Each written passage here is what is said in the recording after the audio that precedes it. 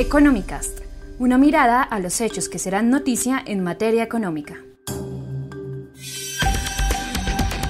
Amables lectores de Portafolio.co, tengan ustedes un buen día. Los saluda Pedro Vargas, editor de Portafolio, y estamos para presentarles Economicast con las noticias más importantes de Colombia y el mundo.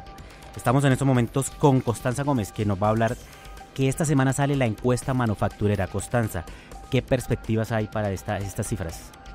Pues Pedro, el DANE revelará esta semana esos datos sobre el comportamiento de la industria manufacturera que en el primer trimestre no mostró buenos resultados. Conoceremos los datos a abril, que parecería que fuera mejor. ¿Y por qué se lo digo? Porque la firma Radar ya ha arrojado algunos resultados sobre el comportamiento de los gastos de los hogares en abril, y eso puede ser un indicativo de lo que la gente está demandando en bienes y servicios, y la industria se puede ver beneficiada por eso. En ese mes el crecimiento del gasto de los hogares fue de 1,9%. Entonces se espera que mejore el dato que traía el indicador en marzo, cuando la producción real de la industria cayó 1,4%. Constanza, y este jueves comienza el Mundial de Fútbol, que definitivamente mueve la mayoría de los sectores del país, como el comercio minorista y manufacturas. ¿Qué se espera? ¿Qué dicen los expertos?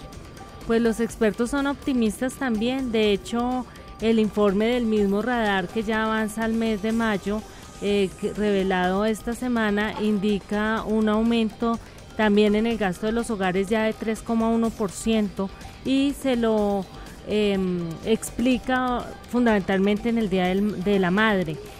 Ya en junio, entonces, viene la celebración del Día del Padre en el marco de un mundial, y por supuesto que las cuentas que hacen los expertos en el desempeño del consumo dicen que eso va a alentar las ventas, y por supuesto la industria, como le digo, va a sacar provecho de eso sin duda. Constanza, muchas gracias, y llega a la mesa de redacción de Economicast Sebastián Londoño. Sebastián, cifras de informalidad por el DANE.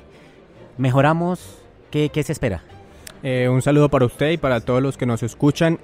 Mejoramos no tanto. Lo que dicen los expertos y los analistas es que debido a distintos factores como los que mencionaban antes, como el tema del Mundial de Fútbol y el Día del Padre, pues hay muchas personas que se lucran de este tipo de fechas, pero a través del comercio informal y a través de los empleos informales, es decir, las personas que se ven en las calles, los que venden las camisetas para el Mundial, las banderas, las bubucelas, etcétera, etcétera.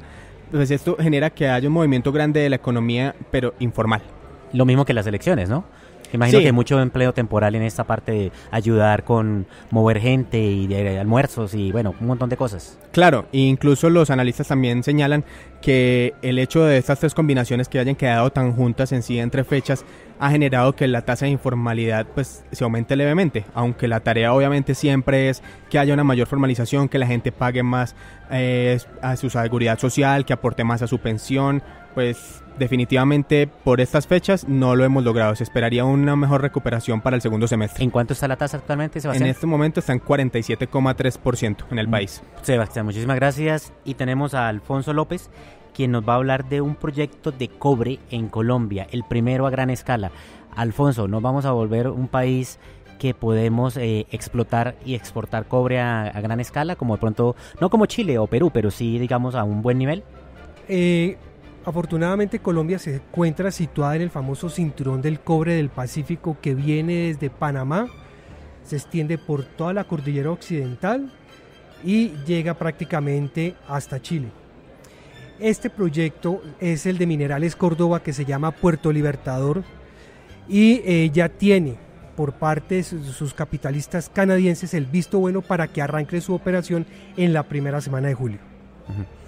¿En qué consiste este proyecto, Alfonso? ¿Por qué no le explica un poco a los oyentes de Portafolio.co en qué consiste este proyecto, cómo va, cuánto se espera explotar, cuánto se espera exportar, cuánto lleva en programación desde que se descubrió que había cobre hasta ahora? Los yacimientos son prometedores, por eso es que va a haber un capital extranjero importante para este proyecto. Están en la actualidad estimando cuántas toneladas pueden encontrarse en este yacimiento. Sin embargo, es muy importante porque, como ya venía diciendo, En Córdoba, que queda cercano a la cordillera occidental, ese sector es muy rico en minerales y este proyecto cupífero es muy importante para ese. Ok, Alfonso, muchísimas gracias, muy amable por ilustrarle a los lectores de portafolio.co. Y hoy, este martes, es un día crucial para definir si el proyecto para crear un organismo rector único para las telecomunicaciones y la televisión continúa en el Congreso de la República. Para explicarnos esto llega Néstor López. Néstor, ¿en qué consiste esto? ¿Por qué no le explicamos un poquito a los oyentes qué se define hoy en el Congreso y por qué es importante? Sí, Pedro, la figura concreta, como la han llamado, es la del regulador convergente. Esta ha sido una petición, digámoslo así, de todos los, o buena parte de los actores de las telecomunicaciones que han pensado que hay un exceso de regulación y que se debe unificar toda la parte normativa, de dar una autoridad única. Exceso maneje... de regulación y de reguladores. Sí, exactamente.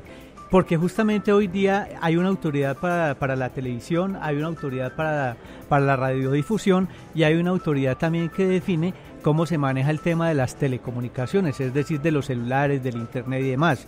Entonces, obviamente los operadores de este tipo de servicios son los que más le están apuntando a que sí se apruebe esa ley del regulador convergente. Sin embargo, el gobierno había apoyado esta iniciativa en un principio y había sido el redactor del proyecto, pero con las modificaciones que ha tenido en el Senado, lo más seguro es que el mismo gobierno trate de hundirlo, porque dicen que va a lesionar sobre todo el tema de la televisión pública.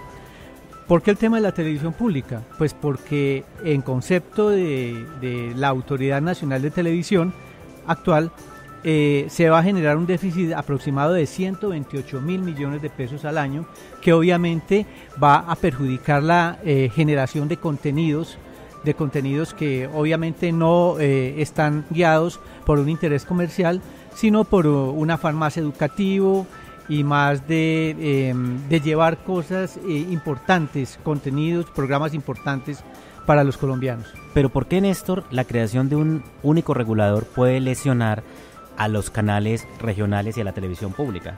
Pedro y amables oyentes, dicen, según las personas que en este momento se están oponiendo, lo lesionaría porque no solo unifica la autoridad, sino que también unifica los fondos. En este momento existen dos fondos a los que van el dinero que contribuyen, que entregan los operadores al Estado, y que con ellos, por un lado, en uno de los fondos, que es el Fondo de Telecomunicaciones, pues se trata de llevar infraestructura para que la telefonía, por ejemplo, y el internet llegue a más personas, y por otro lado, en el caso de los operadores privados de televisión, se lleva dinero para financiar la televisión pública. En el proyecto está que ambos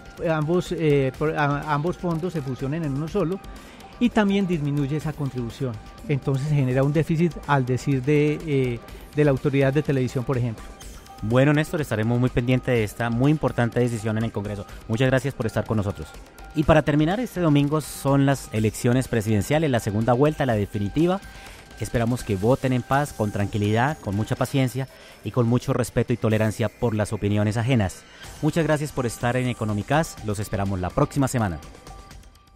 Económicas, un podcast de Portafolio para la casa editorial El Tiempo.